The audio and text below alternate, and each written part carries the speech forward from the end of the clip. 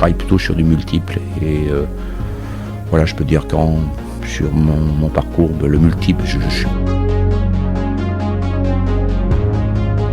Aujourd'hui, le driver, c'est la croissance externe et la réorganisation capitalistique, c'est les deux gros drivers de nos métiers.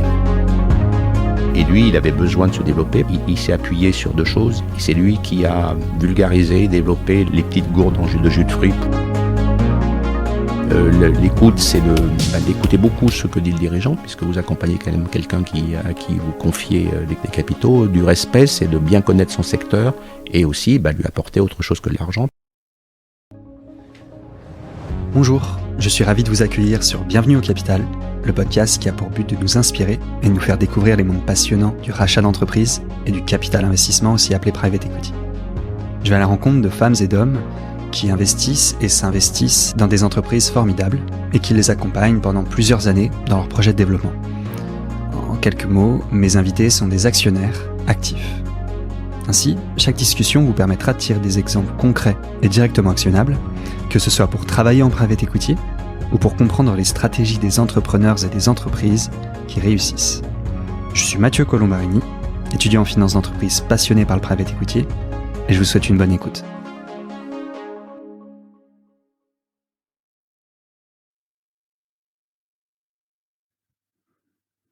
Bienvenue dans ce deuxième épisode de Bienvenue au Capital. Je suis Mathieu Colombarini et nous recevons aujourd'hui Laurent Gelpi, directeur général de Garibaldi Participation. Mais tout d'abord, je tenais à vous remercier pour vos nombreux retours sur l'épisode avec Édouard Malandrin. Vous m'avez envoyé beaucoup de messages d'encouragement et de soutien. Et il y a aussi eu un petit débat sur la durée du podcast. Donc l'épisode a duré presque 1h15. L'idée, c'est de pouvoir rentrer dans une conversation de fond, F-O-N-D. Donc une conversation de fond, chose qu'un format court ou un format écrit ne permet pas. Et l'avantage avec un podcast, c'est que ça peut s'écouter en plusieurs fois. Personnellement, je l'écoute pendant mes séances de sport, mais on peut aussi l'écouter pendant le transport. Je sais qu'il y en a qui l'écoutent dans le métro ou dans la voiture. Donc voilà, j'ai plutôt envie de continuer comme ça au niveau du format. Après, n'hésitez pas à me donner vos retours et vos potentielles questions à mes invités passés ou à venir. On pourra imaginer d'autres formats. Donc pour notre épisode d'aujourd'hui, nous recevons Laurent Gelpi, connu pour être le directeur général de Garibaldi Participation. Garibaldi Participation est un fonds captif de la Banque Populaire Auvergne-Rhône-Alpes. C'est un fonds qui investit des tickets entre 500 000 et 10 millions d'euros dans des PME, des ETI qui ont un chiffre d'affaires compris entre 5 et 200 millions, avec une approche multisectorielle, en minoritaire, et avec des durées d'investissement classiques, donc entre 5 et 7 ans. Vous verrez dans cet épisode, Laurent donne énormément de conseils concrets. Il donne sa performance moyenne sur toute sa carrière, le nom des participations qu'il a accompagnées, des dirigeants qu'il a accompagnés. C'est un épisode très concret, très terrain. J'espère que vous prendrez autant de plaisir à écouter l'épisode que nous allons enregistrer. Je suis Mathieu Colombarini et vous écoutez Laurent Gelpi pour Bienvenue au Capital. Alors Laurent, merci pour votre disponibilité. Bonjour. Bonjour. Donc on enregistre cet épisode début février. Il y a exactement une semaine, vous avez reçu avec Garibaldi Participation une augmentation de capital de près de 80 millions, réalisée par votre actionnaire unique, donc la Banque Populaire Auvergne-Rhône-Alpes. On va en parler notamment. Mais avant d'y venir, je vais vous proposer de vous présenter. Je m'appelle Laurent Gelpi, ça fait 25 ans que je suis dans le métier du capital investissement, un peu plus même. Et avant, j'ai travaillé dans la banque, en chargé d'affaires entreprises et aux engagements. Et après, j'ai travaillé pendant 7 ans à la SDR du Sud-Est. C'était une structure de financement de moyen terme dans les années 60 jusqu'aux années 90, qui ont financé le long terme dans l'économie française. Il y en avait partout. Les SDR couvraient le territoire français, puisqu'à l'époque, il y avait eu très souvent l'encadrement du crédit qui avait limité les investissements, les financements moyen et long terme des banques. Et donc c'est pour ça que les SDR avaient, à l'instar aussi du Crédit National et de la CEPME, s'étaient développés dans les années 70, 80, 90. Et après, elles ont connu quelques vicissitudes pendant pendant les années, pendant la première crise de 93. C'était pour financer quel type d'actifs? C'est pour financer essentiellement de l'immobilier d'entreprise, et aussi des investissements dans des entreprises. Mais à l'époque, on partait moins à l'international. À l'époque, il y avait moins de croissance de build-up, d'acquisition et de croissance externe de sociétés. Donc, c'était essentiellement pour financer de l'investissement productif et de l'immobilier, puisque c'était un investissement plutôt moyen et plutôt long terme, et donc c'était adapté au financement de l'immobilier. Donc j'ai financé à l'époque beaucoup d'immobilier d'entreprise et aussi beaucoup d'hôtellerie, puisque à l'époque c'était le grand développement de l'hôtellerie de chaîne en France, et donc les SDR ont beaucoup accompagné ce développement des chaînes hôtelières. Voilà. C'était une structure publique, c'est une structure qui avait les SDR avaient un statut spécifique qui avait été créé dans les années 50, je crois, et non, c'était un actionnariat qui était essentiellement financier, et la SDR du Sud-Est dans lequel j'ai travaillé avait pour actionnaire un peu un actionnariat de place, puis il y a eu à l'époque ça s'appelait la Lyonnaise de Banque, qui a été très présente. Et il y a eu aussi le Crédit Lyonnais au moment du développement du Crédit Lyonnais. Ça c'est très très loin. Il y a maintenant plus près de 30 ans, quand le Crédit Lyonnais sous l'égide de Croix de Monsieur Haberer s'était fortement développé et a connu après la chute, si j'ose dire, plus tard. Mais il s'était fortement développé dans les SDR, et ils avaient pris une majorité dans les SDR du Sud-Est. Puis c'était un complément du financement, puisque on faisait le financement long terme que les banques à l'époque ne faisaient pas. Ça paraît complètement une période totalement ancestrale de faire de cette séparation entre le long terme et le court terme. D'accord, parce que vous me disiez juste avant qu'on enregistre que les taux à l'époque étaient... Alors les taux étaient complètement déments, puisqu'on avait les taux étaient à 2 chiffres, hein, on était entre 8 et 12%, et donc si vous faites le calcul financier, puisque vous travaillez dans ces métiers, eh bien au bout de 5 ans sur 15 ans, au bout de 5 ans on n'avait quasiment pas amorti de capital, donc on avait payé essentiellement des frais financiers très élevés, et donc on se retrouvait avec des cycles économiques difficiles, et on pouvait avoir des problèmes financiers. Voilà. Et justement, en parlant de cycle, donc vous disiez qu'en 93, vous avez... Oui, il y a eu une grosse crise en 93, et après la fin des SDR, ça a été dans les années 2001, la deuxième crise, la crise de 2001, et ça a été. Après, elles ont été soit elles se sont arrêtées, soit elles ont été absorbées et diluées dans autre type de financement, et les SDR en tant que tels n'existent plus. Et pourquoi vous avez commencé à travailler dans des SDR, donc?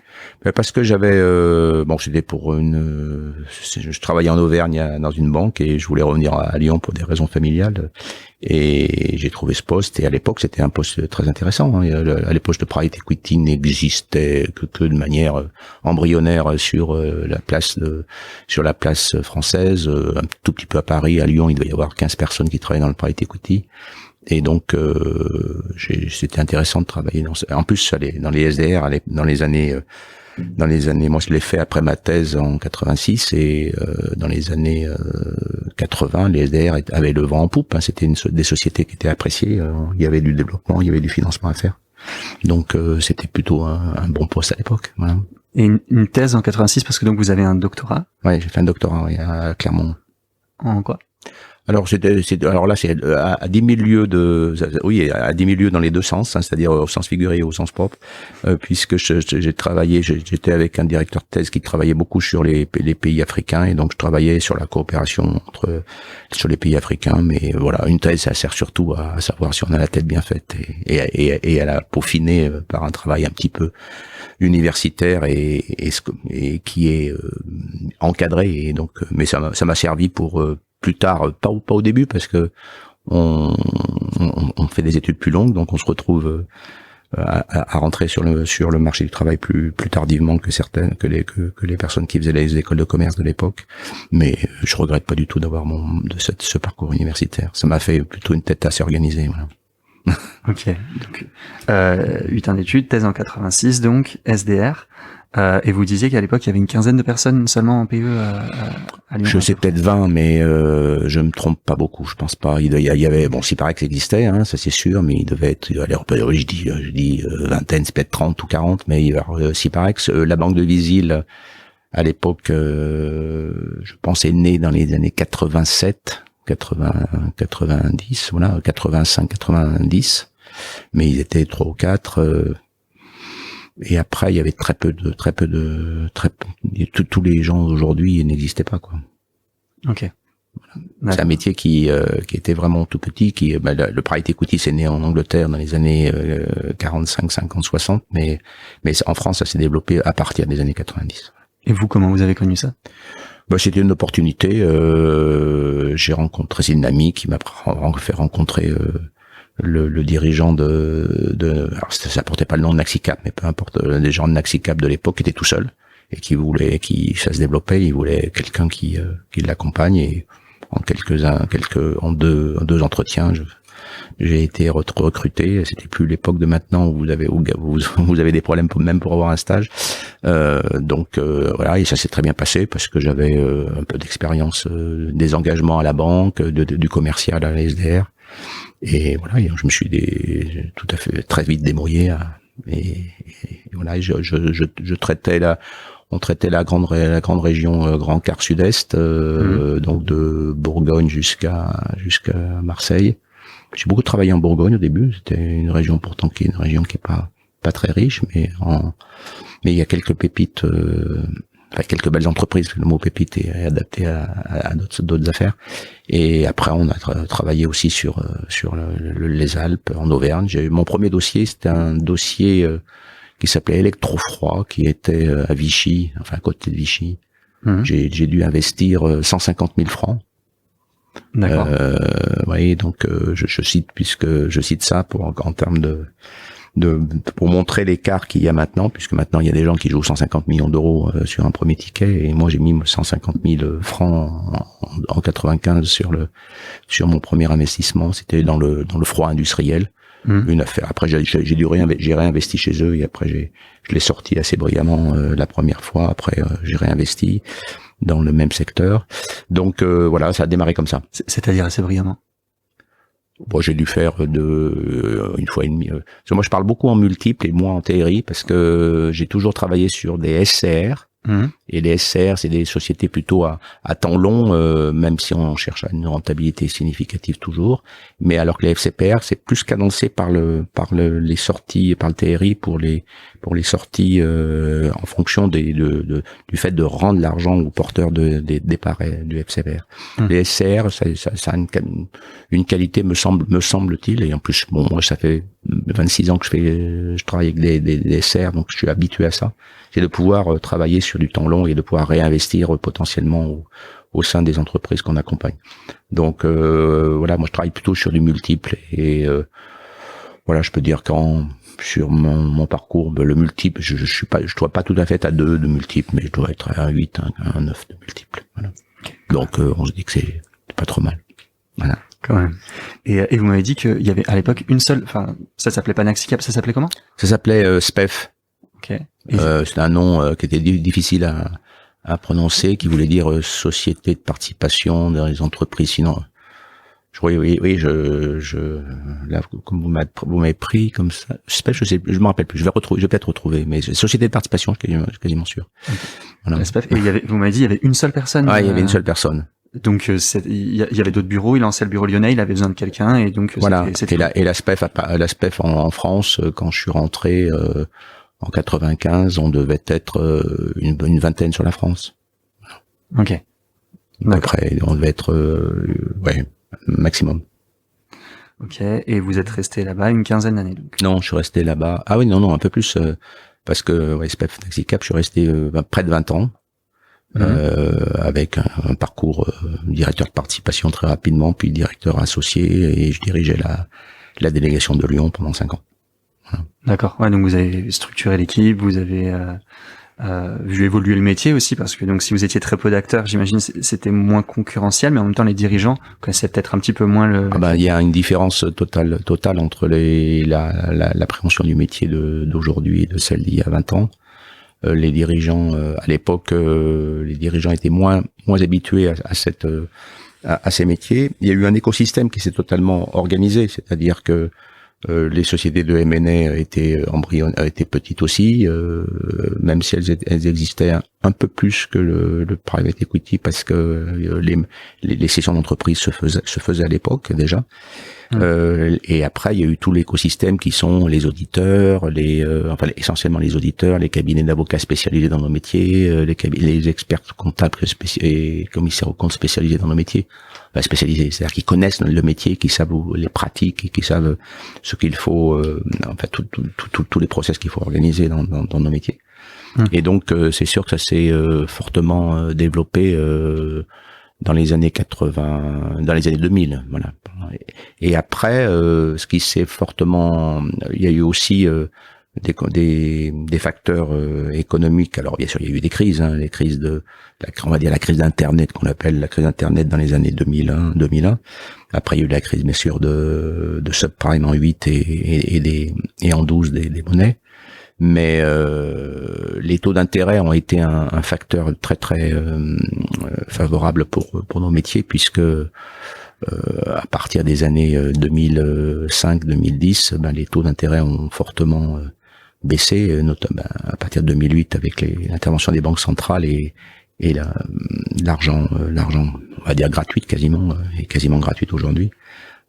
Et donc là vraiment ça a favorisé, puisque mécaniquement ça a optimisé l'effet de levier qu'on pouvait mettre dans les dossiers, et donc ça a fortement permis le développement de notre métier.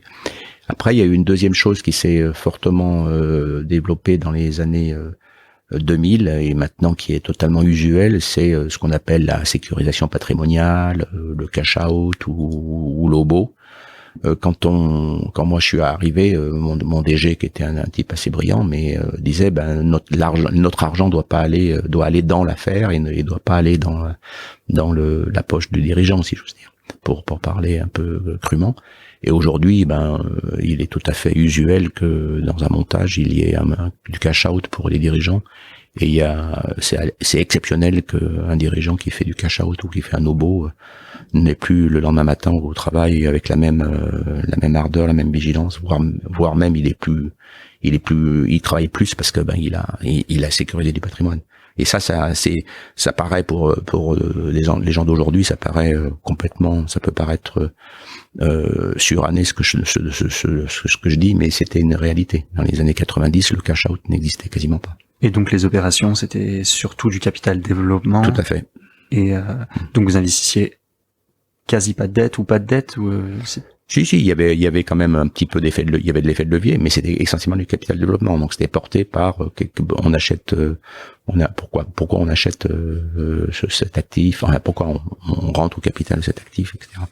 Et après il y a eu beaucoup d'évolutions. La troisième évolution que je mettrais, c'est l'évolution du LBO majoritaire, c'est-à-dire que à l'époque il y avait moins de LBO majoritaire et les financiers prenaient moins la main sur le capital, et donc on était fortement minoritaire. Moi quand je suis rentré chez Naxicap et qu'après j'ai développé Naxicap pendant 20 ans, et pour rendre Naxicap au moment où je suis parti, il y a maintenant une bonne dizaine d'années, il y a 10 et 11 ans, Naxicap était dans les trois les plus connus sur la place de Lyon. Je parle de la place de Lyon, je parlerai pas du capital investissement en France, parce que je suis tout le temps resté à Lyon. Il y avait la banque de Visil qui est devenue CMCIC Capital et maintenant CM Capital, je crois. Et Ciparex, qui doit avoir 40 ans de vie, Ciparex, je dirais de tête. Mais on était au même niveau d'investissement et de position sur la place lyonnaise. Et comment vous expliquez le fort développement justement de Naxicap? On a profité à la fois de la vulgarisation de nos métiers, comme je vous l'expliquais, qui sont de plus en plus l'écosystème s'est entretenu lui-même, c'est-à-dire il y a des avocats qui deviennent spécialistes et les entrepreneurs aussi ont été fortement porteurs de la connaissance de ces métiers en expliquant les bienfaits.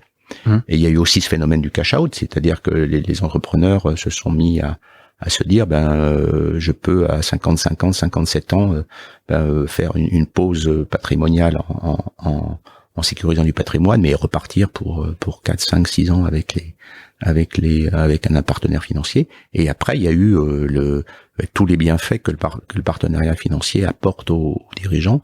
Et je pense que ça c'est un élément très très très puissant qui a permis aux dirigeants de voir que le private equity, le capital investisseur et les gens qui le représentent leur apportent plus que de l'argent. Ils leur apportent ce qu'on dit toujours quand on le présente à des dirigeants, c'est-à-dire d'être un sparring partner plutôt qu'un sleeping partner, être un miroir, apporter avoir une relation d'associé, apporter des conseils, apporter du réseau, apporter de l'expérience, apporter du croisement d'expérience, apporter une connaissance de situation dans lequel le private equity, enfin la personne du private equity a été confrontée, qui peut l'apporter aux dirigeants. Un dirigeant, il va être très compétent dans son métier, très compétent en managérial en parlant, potentiellement très compétent dans les idées, dans la stratégie qu'il va développer, mais il a besoin de tout un tas de process, tout un tas de conseils autour que le private equity les représentants du private equity peuvent lui apporter. Voilà. Et ça, c'est sans le private equity, il y a des développements d'entreprises qui seraient pas faits. Je crois que vous m'avez demandé quand vous m'avez proposé d'intervenir, de donner quelques exemples. Et c'est vrai que je vais donner un exemple d'un parcours qui a été exceptionnel pour moi. C'est que je suis rentré en 97 au capital de Verger de Savoie à l'époque, ça s'appelait Verger de Savoie. Le dirigeant s'appelait Philippe Meunier, c'était un jeune dirigeant qui avait 36 ans ou 37 ans, je crois qu'il est de 61, et qui venait d'acheter 2 ou 3 ans plus tôt, je dirais 3 ans plus tôt, les Vergers de Savoie. Et Verger de Savoie, c'était un fabricant de jus de pomme sur La Roche-sur-Foron et qui avait racheté cette affaire à la fille du créateur, du fondateur. Et voilà, donc et lui, il avait besoin de se développer. Il s'est appuyé sur 2 choses. C'est lui qui a vulgarisé, développé les petites gourdes de jus de fruits pour les petits gourdes en carton. Voilà. Okay. Et à l'époque, c'était une vraie petite gourde qui était faite avec un emballage spécial, mais un emballage spécial qui était le concurrent de Tetra Pak. Et il est rentré dans ce marché parce que Verger de Savoie, c'était un sous-traitant pour des marques qui fabriquaient du jus de pomme pour des marques de grande distribution, principalement Carrefour et à l'époque Promodes, qui y avait pas, Promodes existait encore. Et donc voilà, donc nous on a investi à ses côtés pour pouvoir acquérir une nouvelle usine, donc du vrai capital développement. D'accord. Et après, je l'ai accompagné puisque je suis resté à son capital pendant 13 ans et oui, un temps vraiment long. En réinvestissant plusieurs fois. Et on a tout fait avec lui, c'est-à-dire on a fait du capital investissement la première fois, puis on a fait un peu de sécurisation patrimoniale au cours de la vie, et après on a surtout acquis une entreprise un de ses confrères et concurrents qui était une filiale du groupe Beignet, qui fabriquait du jus de fruits. À l'époque, le groupe Beignet n'était pas du tout ce qu'il est maintenant, à 3 ou 4 milliards de chiffre d'affaires, et il faisait un petit peu de jus de fruits. C'était un laitier à l'époque, et donc il avait voulu céder sa branche jus de fruits, et qui à l'époque on était encore en francs. C'était en 99 de tête, et on faisait 200 millions de francs chacun, et on s'est mariés. Et après, on a... Vous avez acheté une entreprise qui fruitée qui faisait le même CA que... Ouais. Donc là, j'imagine que les enjeux, ils sont énormes. Les enjeux, c'était sympa, c'était vraiment très intéressant comme métier. Et en plus le dirigeant Philippe Meunier était un dirigeant génial. Et voilà, donc on a fait ça en 99, et après on a racheté aussi une petite affaire de yaourt qui s'appelle Savoie Yaourt, qui est toujours sur le bord de l'autoroute entre Aix-les-Bains et Rumilly et Annecy. Et après, on a fait un gros coup et on a refait la même chose.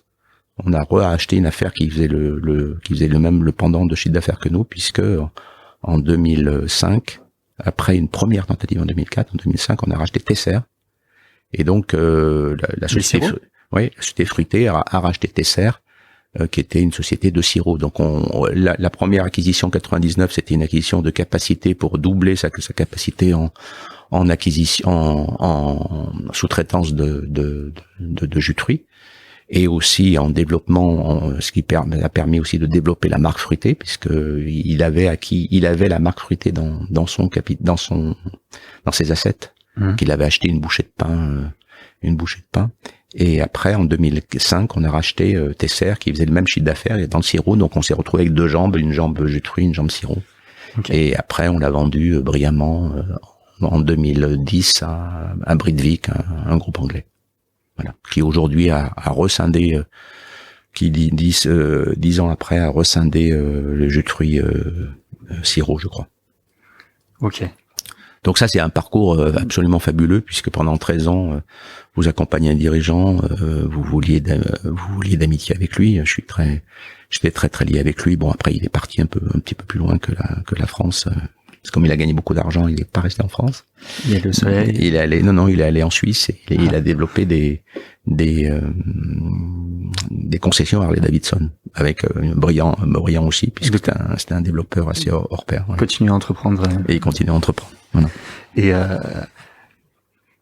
c'est lui qui voulait faire ses acquisitions au début, parce que au bout de 2 ans, quand vous êtes au capital, donc à 99, acheter un concurrent de la même taille, c'est quand même risqué.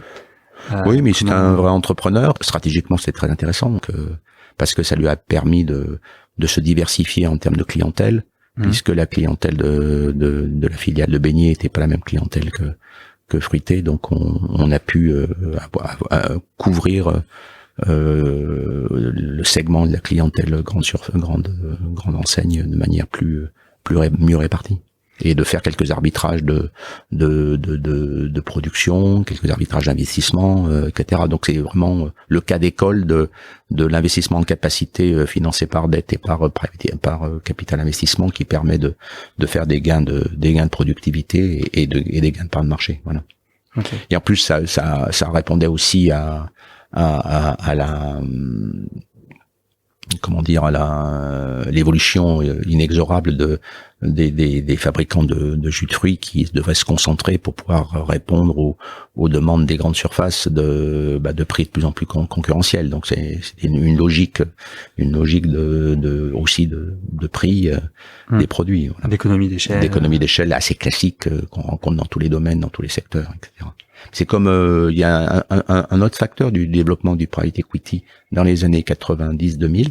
Ça a été aussi le gros financement de tout ce qui est chaînes de distribution spécialisées, qui ont qui ont besoin de capex, qui sont fortement développés grâce au capital investissement. Je pense notamment à un secteur que moi j'ai accompagné pendant une dizaine d'années, qui est la distribution spécialisée dans la parfumerie. À l'époque, les parfumeries étaient les 2 ou 3 enseignes de parfumerie dans les années 95 devaient couvrir 25 ou 30% du marché. Maintenant, elles doivent en couvrir 80%.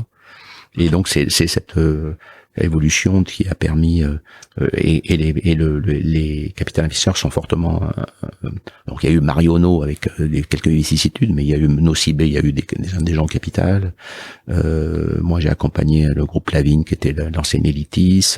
Donc il y a eu beaucoup de développement dans les chaînes spécialisées aussi, dans la distribution spécialisée qui a explosé pendant les années 90-2010. Eux, ils sont propriétaires de leurs murs, typiquement? Non, rarement, en général, c'est plutôt des loyers, des propriétaires immobiliers extérieurs. Mais quand même, la valeur des fonds de commerce est très élevée. Voilà. D'accord. C'était ça qui nécessitait des capex. C'est pour ça que je me demandais. Tout à fait. Ok. Donc, vous avez développé à la fois le bureau et à la fois les participations dans lesquelles vous étiez au capital pendant une quinzaine d'années. Ouais. Jusqu'en 2009, c'est ça? Oui, tout à fait. Jusqu'en 2009.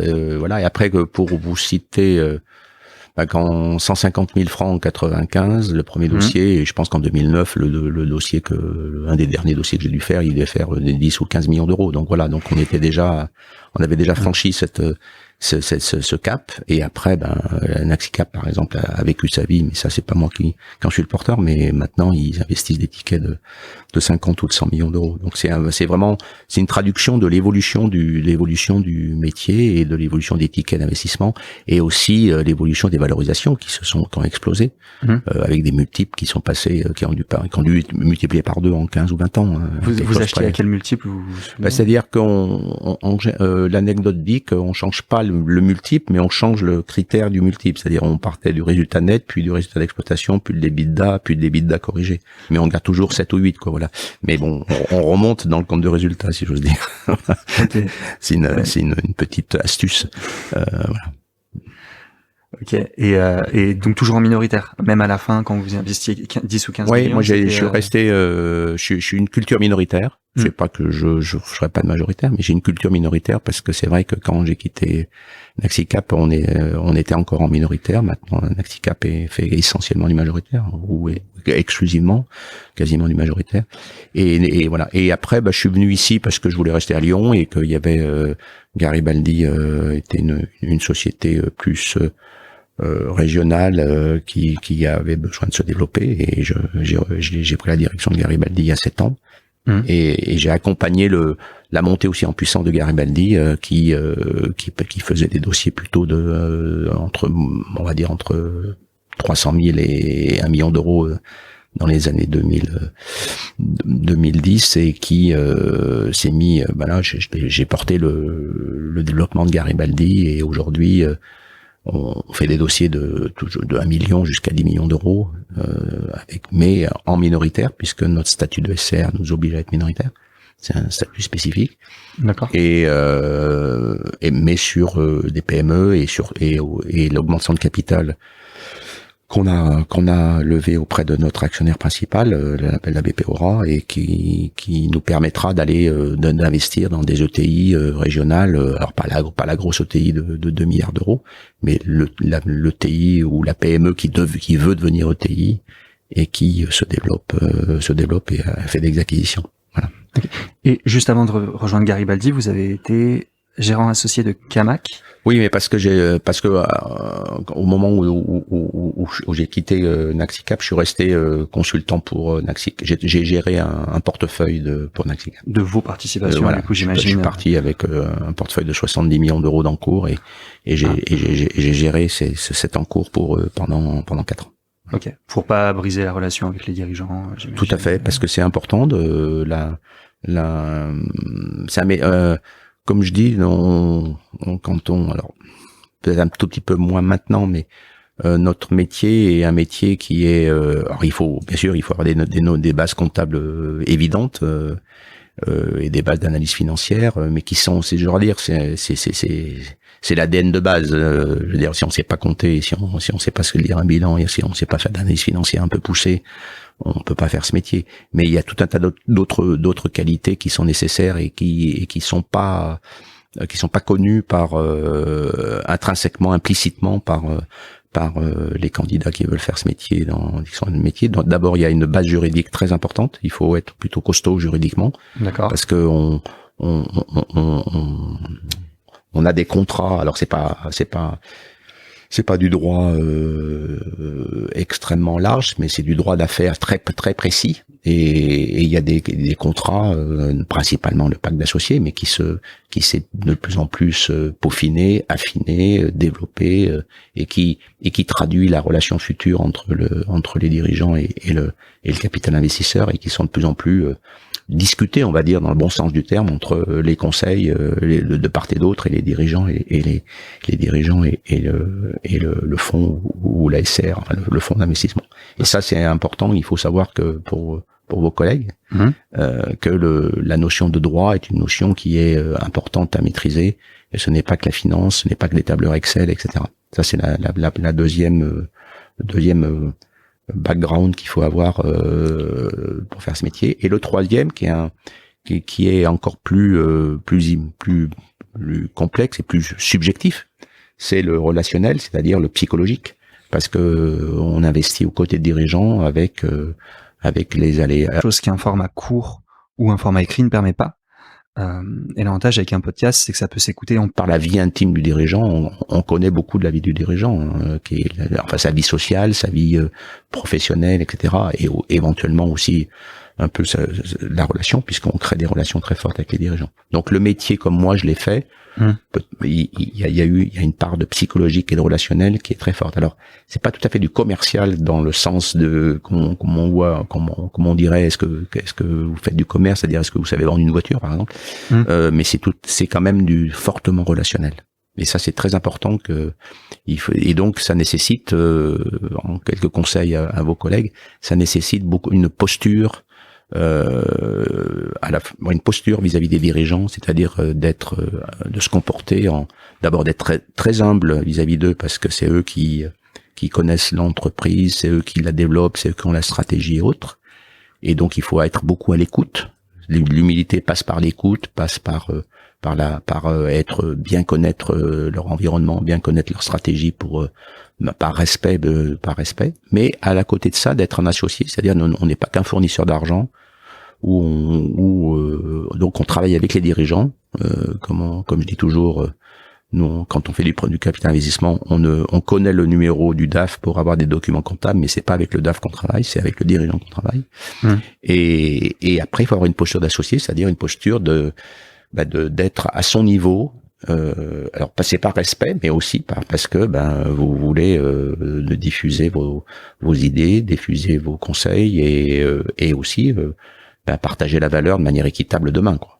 Et c'est quand même de l'argent et donc ça nécessite d'avoir une relation d'égal à égal. D'accord. Et ça, j'imagine que vous la définissez dès le début de la relation avec l'investissement. Tout à fait. Il faut le faire dès le début parce que autrement, ça peut ternir la relation au cours du suivi et surtout au moment de la troisième partie de notre métier, c'est-à-dire la cession, c'est-à-dire la liquidité, enfin l'organisation de la liquidité, puisque maintenant on n'est pas toujours obligé de céder en même temps que le dirigeant, mais c'est l'organisation de la liquidité, puisque notre métier c'est un métier à 3 phases.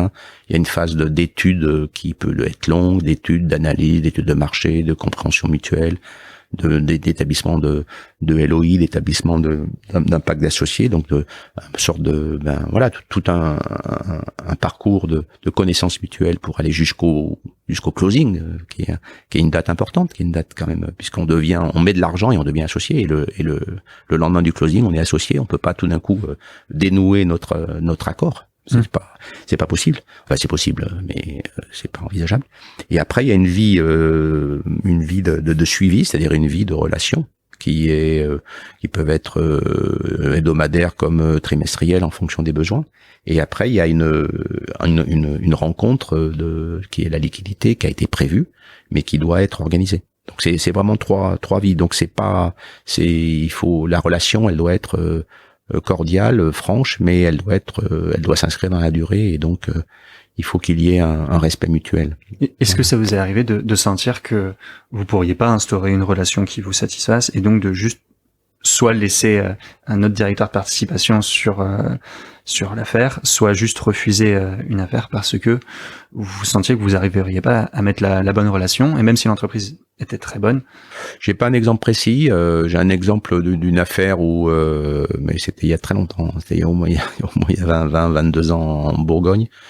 Voilà, où quand on s'est mis à discuter après le premier bilan, à discuter le pourquoi du comment des résultats qui n'étaient pas tout à fait au rendez-vous, le pourquoi du comment des salaires qui allaient augmenter pour les deux dirigeants. Voilà, on s'est retrouvé à être confronté on s'était pas tout à fait compris. Voilà, donc mais ça arrive, j'ai dû faire 120 opérations en 25 ans. Ça a dû arriver 1 ou 2 fois. Mais c'est le propre de notre métier de créer des relations. Moi, c'est ma méthode. C'est ce que j'aime. Et donc après ça n'empêche pas des fois de pas être d'accord, mais quand je parle de nos métiers à la fois au réseau des apporteurs d'affaires, au réseau des intermédiaires et au réseau interne à la Banque Populaire avec qui je travaille, et aux dirigeants surtout, c'est un mot qui est très important, qui doit pas du tout galvauder, qui est vraiment crucial dans notre métier, c'est l'alignement d'intérêt. Il faut qu'on ait nos intérêts alignés. Alors l'alignement d'intérêts, ça passe par on est actionnaire dans la holding ou dans la société en haut du groupe et non pas dans une filiale ou sous-filiale ou non pas dans une holding patrimoniale qui serait perchée quelque part. Donc on est aligné au niveau juridique par être, on est là à l'endroit où passent les flux, à l'endroit où s'exerce le pouvoir. On est aligné par la stratégie qu'on a définie ensemble, c'est-à-dire qui a été maintes fois évoquée lors de nos entretiens, lors des audits, lors des échanges, du challenging du plan d'affaires. Et on est aligné aussi sur les packs d'associés, c'est-à-dire sur la liquidité, puisque le dirigeant, il souhaite peut-être rester très longtemps, 15-20 ans, et nous, il sait qu'au bout de 5 ans, on a un rendez-vous. Alors, notre statut de SR et notre pratique fait qu'on peut réinvestir à ses côtés, nous. On n'est pas obligé de sortir totalement, mais il n'empêche qu'on a ce rendez-vous à la 5e année sur le fait de se dire qu'est-ce qu'on a fait ensemble, est-ce qu'on a réussi, est-ce qu'il faut revisiter le plan d'affaires, est-ce qu'il faut revisiter la stratégie, est-ce qu'il faut faire des croissances externes plus vite, moins vite et autres, il y a tout un tas de faire un point au bout de 5 ans, etc.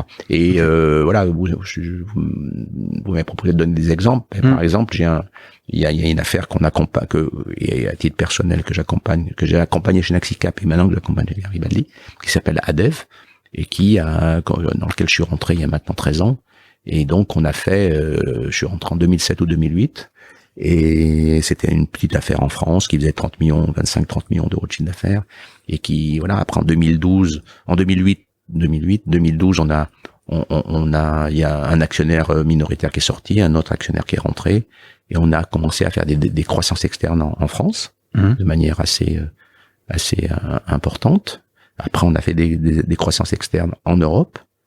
Et après, en 2016, on a refait un rafraîchissement du capital avec de nouveau quelqu'un qui est sorti et d'autres qui sont montés en puissance. Et on a poursuivi notre... Et vous, à chaque fois, vous restiez dans... Pardon? Et vous, à chaque fois, vous restiez... Et nous, à chaque fois, on est resté. On a poursuivi notre développement de croissance externe en Europe. Et après, en 2019, il y a eu... et aux États-Unis, on avait acheté 2 affaires aux États-Unis. Et après, en 2019, on a eu 2 grosses acquisitions à faire aux États-Unis et au Royaume-Uni. Et là, on a redistribué le capital et un de nos confrères parisiens a investi massivement pour pouvoir faire ces acquisitions. Mais ça, c'est un parcours parfait. Et moi, à titre personnel, je suis resté aux côtés des 2 dirigeants avec qui je m'entends super bien. Et voilà. Et à quoi je sers, parce que mon argent aurait pu être apporté par le gros investisseur parisien. Je sers aussi en étant l'investisseur historique, l'investisseur qui connaît bien les dirigeants, et donc et les dirigeants et l'investisseur majoritaire Tikehau se disent c'est intéressant d'avoir quelqu'un qui connaît l'historique de l'affaire, qui connaît l'historique des dirigeants et qui peut mettre du lien et du liant entre l'ensemble des parties pour pouvoir progresser et accompagner la stratégie de l'entreprise. Et c'est une affaire qui aujourd'hui fait 160 millions d'euros de chiffre d'affaires. Voilà. Sachant que quand vous êtes rentré, ça faisait 25-30 millions. Voilà. Donc c'est un beau parcours. C'est le but de notre métier. Voilà. J'ai eu plein de questions qui sont venues. Vous m'avez dit que vous avez fait à peu près 120 investissements. Ouais, à peu près. Ouais. Enfin, c'est peut-être 110 ou peut-être 130, mais je dois pas être loin. À 3 chiffres. Avec les chiffres. Ah oui, c'est sûr. Mais donc, vous avez dit qu'il faut savoir créer des bonnes relations. Donc, est-ce que vous avez des astuces potentiellement? Comme je vous ai dit, il y a l'humilité. C'est pas un mot qui c'est un beau mot, l'humilité. C'est aussi c'est de la simplicité, c'est de l'écoute, c'est du respect. Et la simplicité, c'est-à-dire c'est d'avoir des rapports simples et pas et francs. L'écoute, c'est d'écouter beaucoup ce que dit le dirigeant, puisque vous accompagnez quand même quelqu'un à qui vous confiez les capitaux. Du respect, c'est de bien connaître son secteur et aussi lui apporter autre chose que de l'argent, parce qu'aujourd'hui l'argent est très abondant. Donc tous les dossiers réussissent à peu près à lever de l'argent. Nos amis des banques d'affaires de M&A sont très astucieux, ils trouvent toujours des solutions, etc.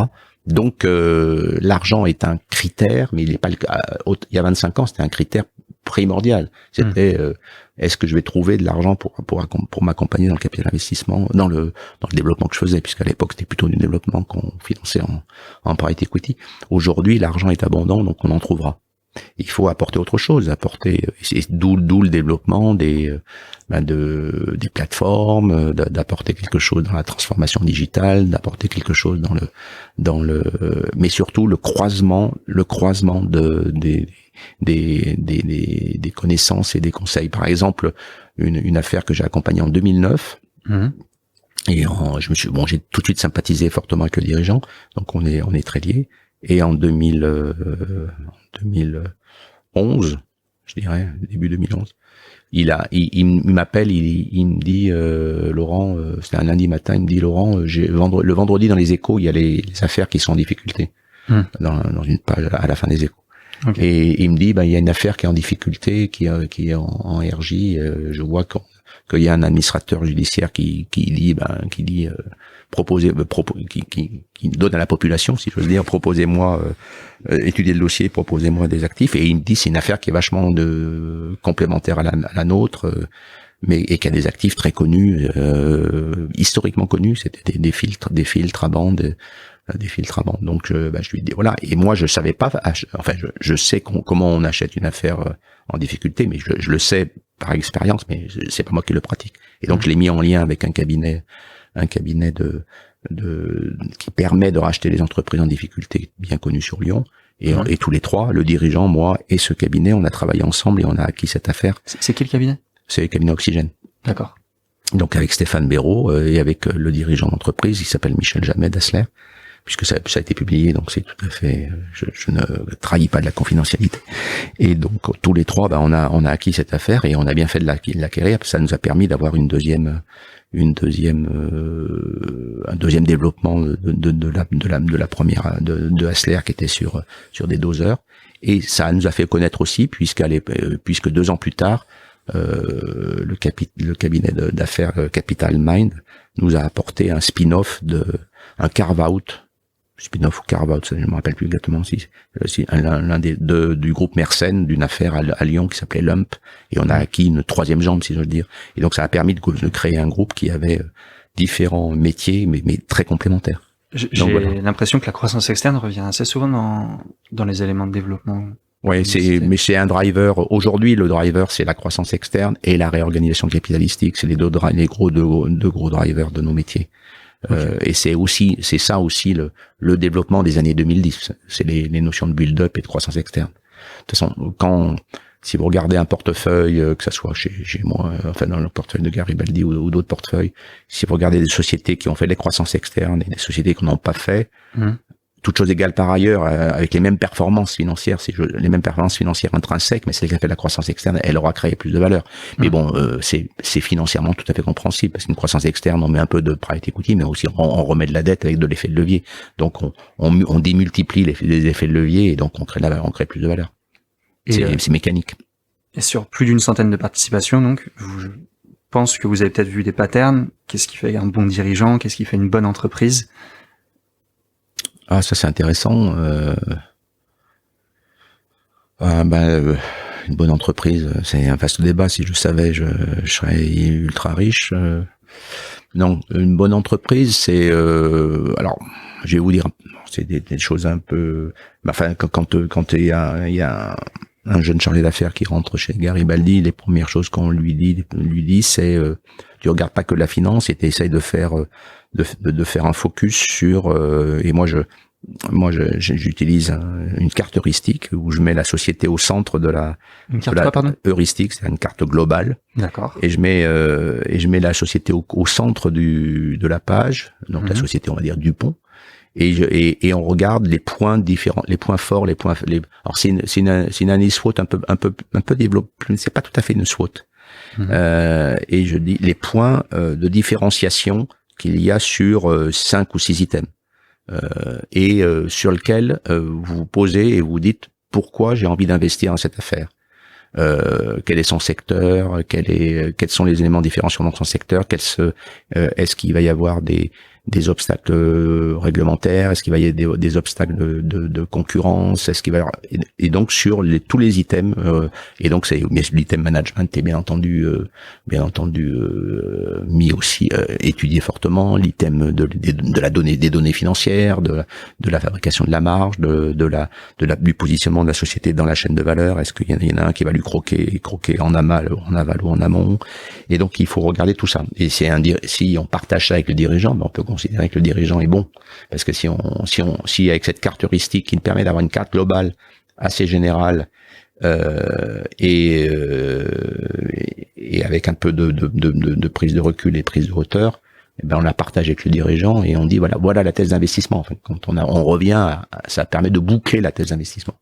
D'accord. Alors bien sûr, il y a la notion de valorisation, de montage, de finance, d'emprunt et de regarder la simulation, de faire des simulations. Mais c'est pas uniquement avec des données financières et des simulations qu'il faut investir. Il faut investir le reste de la chose, les éléments de différenciation, parce que il est important de se dire que en plus surtout moi qui suis dans un groupe bancaire, entre vous prêtez à 5 ans ou à 5-6 ans à une entreprise, au bout de 5-6 ans, quand vous lui avez prêté, vous n'avez plus de risque puisque la société vous a remboursé votre crédit.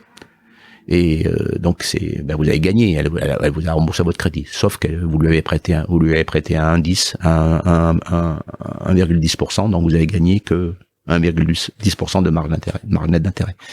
Tandis que quand vous entrez au capital d'une affaire, au bout de 5-6 ans, vous avez toujours votre risque à plein. Vous avez mis 2 millions d'euros ou 10 millions d'euros, vous avez toujours votre risque à plein. Ben, il faut savoir si ces 2 millions d'euros, ils valent 2 millions d'euros, ou s'ils en valent 6, ou s'ils en valent que 0, quoi. Voilà. Donc c'est ça, et donc c'est un état d'esprit totalement différent que quand on fait du crédit. Alors, au bout du crédit, nonobstant le phénomène de la garantie, mais il y a le fait que tous les jours votre risque baisse, alors que nous, notre risque il est pérenne et après on espère faire gagner de l'argent. C'est tout à fait différent comme état d'esprit. Et ça, il faut l'intégrer. Et voilà. Après, le dirigeant d'entreprise de qualité, c'est aussi savoir s'entourer. Ça, c'est très important. Et une des grosses évolutions de nos métiers depuis 25 ans, mais ça paraît un peu, voilà, parce que maintenant c'est vraiment installé complètement. Mais c'est sûr qu'il y a 25 ans ou 30 ans, on accompagnait un dirigeant. Maintenant, on accompagne un dirigeant avec son équipe, etc. Et donc, on va se permettre de lui. Très souvent, il y a souvent 2 dirigeants dans les affaires, en fin de compte. Très souvent. Il y a un père et un fils, il y a 2 frères. Alors il y en a un qui est peut-être plus en avant que l'autre, mais il y a très souvent 2 dirigeants. Okay. Après il y a l'importance de la direction financière et notamment de la qualité du reporting, la qualité du contrôle de gestion, la qualité de l'ERP, la qualité du système d'information. Ça c'est très important, de plus en plus important. Et après il y a aussi et je pense que demain il y aura une notion de RH, de responsable, le ESG, etc., qui va se développer fortement et on va dire une notion humain, voilà, pour le faire au sens général du terme, parce que l'ESG est très souvent porté par les RH, mais enfin bon, peu importe qui c'est qui le porte, le dirigeant est quelqu'un d'autre au sein de l'entreprise, et ça, ce sera très important. Voilà, le Covid va, le télétravail, les relations salariés, entreprises vont évoluer, donc ça sera, je pense, un des gros challenges des années futures. Le volet RH?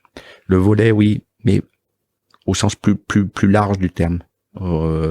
Qui est responsabilité, bien-être dans l'entreprise, quelles sont les valeurs qu'on porte à l'extérieur, quelles sont les valeurs en interne, quelles sont les valeurs qu'on porte à l'extérieur, etc. Mais d'ailleurs, voilà. Au niveau de votre stratégie RSE à Garibaldi, qu'est-ce que on démarre parce que on n'est pas une grosse structure, mais on y réfléchit beaucoup cette année. On a bien brainstormé en équipe il y a lundi dernier, enfin pas hier, avant-hier, lundi d'avant. On était tous réunis en respectant les mesures sanitaires, mais on était tous réunis avec grand plaisir. Et on réfléchit parce que je pense que enfin, tout le monde le pense, c'est France Investissement, notre organisme qui réunit l'ensemble des investisseurs du grand capital est très très poussé là-dessus. Mes grands confrères et concurrents sont poussés là-dessus. Donc on n'y échappe pas, mais on le fait avec plaisir parce que c'est un beau sujet. Vous avez des pistes un petit peu qui sortent de la réunion Non, c'est encore à un stade de réflexion et de savoir comment on met en place tout ça. D'accord. Et justement, vous, Garibaldi, donc vous venez de faire une augmentation de renforcer vos fonds propres de 80 millions. Pourquoi? Parce que on pense qu'il faut accompagner les sociétés, comme vous m'avez dit tout à l'heure, que on parlait beaucoup de croissance externe, et on pense qu'il faut accompagner nos dirigeants et les sociétés qui dirigent dans la politique de croissance externe. Et parce que c'est celle qui crée de la valeur, parce que c'est aussi ce qu'ils souhaitent, les thèses d'investissement qu'ils nous ont demandé de faire, qu'ils nous ont demandé d'accompagner. Et donc l'an dernier, on était très fiers d'accompagner le groupe Martel dans sa diversification. C'est un groupe de travaux publics qui veut faire différents métiers du travaux public. Pour pouvoir lisser les travaux publics ont parfois des effets cycliques, et ils veulent lisser, etc. Donc ils ont acheté encore une petite brique du métier, qui est un métier des travaux spéciaux, des travaux en profondeur, et avec l'acquisition de Clivio et de LMTS, en ayant investi début 2019 au sein du groupe Martel, en 2020, il y avait avec des politiques de croissance externe tout à fait définies. En 2020, c'est normal qu'on continue à les accompagner sur ce sujet. Voilà. Après, on a accompagné aussi 2B Environnement, une affaire de recyclage qui est dirigée par Richard Molina, qui est un dirigeant très solide, et qui voulait diversifier, parce qu'il lui fait du recyclage sur des poteaux bois et poteaux béton, mais il voulait se recycler, il voulait se diversifier, et on a acheté une affaire de recyclage de produits alimentaires. Donc c'est vraiment un de nos drivers. Ça, c'est la première raison de notre levée de capitaux, pour pouvoir accompagner des PME à grossir, à faire du build-up, voire à devenir ETI. Et la deuxième raison, c'est de pouvoir s'adresser à des ETI de l'ordre de 100, 150, 200, entre 100 et 300 millions d'euros de chiffre d'affaires, pour pouvoir les accompagner et de mettre des tickets jusqu'à 10 millions d'euros chez eux. Voilà.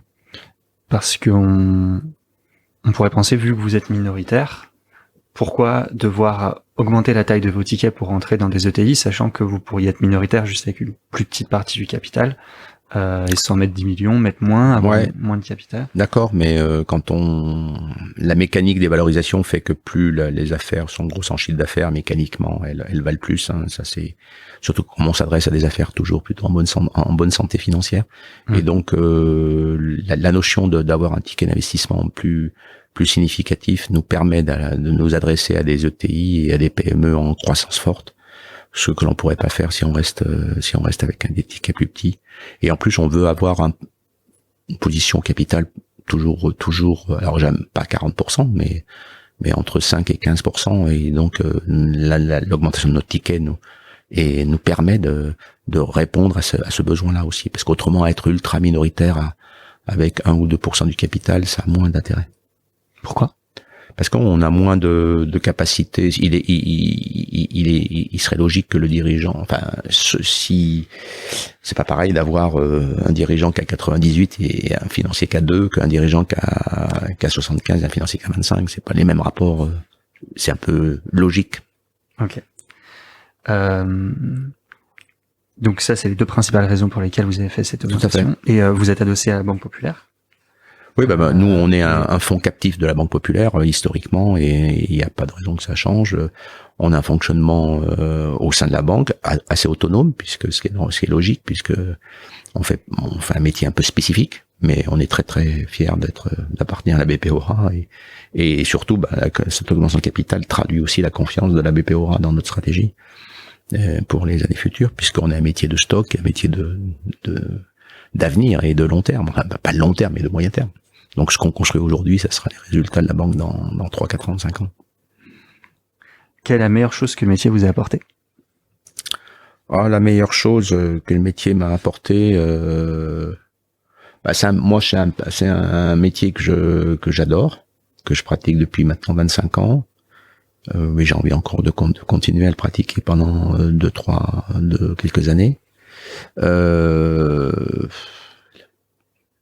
Les relations humaines avec les dirigeants, l'ouverture sur tout un tas de métiers différents, L'autre jour, quand je voulais faire mon bilan 2020, j'ai essayé de mapper par le traditionnel camembert de tous les secteurs dans lesquels on est. Ben, on est dans on a voulu faire à la fois détaillé mais simple, donc on est bien dans 10-12 secteurs, donc c'est très intéressant.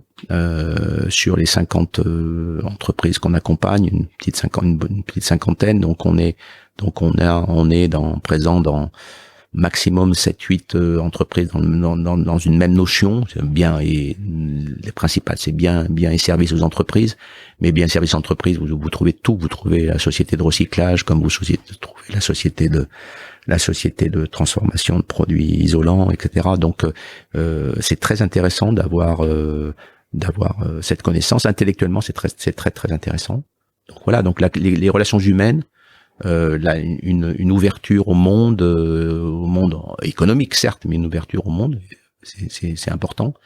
Et aussi l'équipe qui est sympathique. J'ai dirigé plusieurs des équipes assez formidables et donc c'est plutôt sympathique de diriger des jeunes comme vous pour faire ce métier. Donc c'est un métier qui apporte beaucoup qui nécessite beaucoup d'investissement personnel parce que vous travaillez beaucoup, surtout aussi c'est prenant.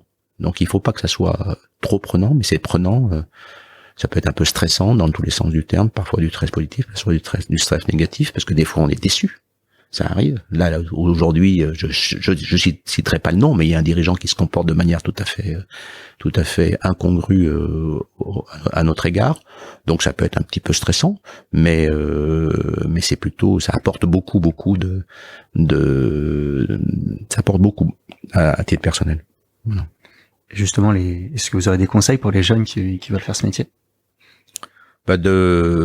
D'écouter avec humilité mais sans orgueil, d'écouter tout ce que je viens de dire, parce que j'ai résumé beaucoup de choses dans notre métier, dans tout ce qu'on apporte. C'est un métier qu'il faut je parlerai pas d'argent parce que ça c'est une motivation qui est toute personnelle. C'est sûr que c'est un métier un métier où si on réussit et si on va dans des fonds assez brillants où on gagne très correctement notre vie, pour pas dire de manière très importante, mais c'est pas ça. Pour moi, ce serait pas l'unique motivation. La motivation, c'est plus ce que je vous ai dit la question d'avant, c'est-à-dire les relations humaines et l'ouverture au monde économique. Et pour un jeune qui serait intéressé par cela, c'est-à-dire de savoir comment fonctionne l'économie à tous les niveaux, eh bien c'est important. Et Garibaldi je pense une de ses qualités, c'est d'avoir assez d'entreprises au sein d'un environnement régional qui permet de connaître plein de choses. D'aller dans un gros fonds parisien et d'être le numéro 3 ou 4 et de faire 1 ou 2 opérations par an en majoritaire, à mon avis, vous êtes plus derrière un écran à gérer des tableaux Excel. Parce que là, vous faites combien d'opérations par an? On en fait une dizaine. Avec celle de l'an dernier, on en a fait 10, dont 6 nouveaux investissements et des réinvestissements. Et c'est un bon équilibre parce que c'est bien de s'ouvrir à des nouveaux investissements, à des nouveaux métiers, des nouveaux dirigeants, à des nouvelles problématiques, à des nouveaux plans d'affaires, à des nouveaux business models, et aussi qui ouvre et qui redonne de l'expérience, parce qu'on a un métier de couche, on a un métier de sédimentation d'expérience, et aussi de réinvestir, c'est d'acter une réussite, d'acter un multiple, mais de réinvestir au côté du dirigeant pour continuer l'aventure, parce qu'on était content de partager ensemble 3, 4, 5 ans, et après on se dit pourquoi on ferait pas 8 ans ensemble. Voilà, c'est comme c'est. Donc c'est bien d'avoir ce mix réinvestissement et nouveaux investissements. D'accord. Je pense que c'est très intéressant ça ouvre, ça pérennise notre investissement initial de réinvestir, et l'ouverture sur de nouveaux dossiers, c'est des nouvelles aventures qui démarrent. Voilà. Et donc c'est une manière de faire le métier. Il doit y avoir des satisfactions aussi de faire le métier dans un fonds majoritaire où vous êtes le 3 ou 4e dans une équipe et vous faites 1 ou 2 dossiers par an, il y a des enjeux financiers qui doivent être assez fabuleux, il y a des montages qui doivent être assez astucieux, peut-être un peu plus sophistiqués parce qu'il y a quelques enjeux, voilà. Mais chacun y trouve son compte. Mais ce que je fais depuis 25 ans me satisfait. Voilà. C'est un métier en région qui est encore très très très agréable à faire et humainement très très très très fort, quoi. Est-ce qu'il y a une question que je vous ai pas posée et que oui, vous savez très bien mener l'entretien parce que c'est bien de conclure par cette question. Non, je crois qu'on a bien balayé l'ensemble de nos métiers et l'ensemble du métier, l'ensemble des points forts, ce qu'on peut apporter. Et je vais essayer de vous donner quelques exemples. Non, je crois qu'on a fait un tour assez global et j'espère que ça aura été intéressant pour vos amis. Voilà. C'était passionnant. Merci beaucoup. Je vous en prie. À bientôt. Au revoir. À bientôt. Bravo d'avoir écouté jusqu'ici. N'hésitez pas à me contacter sur LinkedIn pour me faire part de vos commentaires ou de vos réactions. Je compte sur vous pour noter cet épisode sur votre application de podcast préférée, pour le partager à tous vos amis, tous vos collègues qui pourraient être intéressés. Et en attendant, je vous embrasse, passez une bonne semaine et gardez la forme.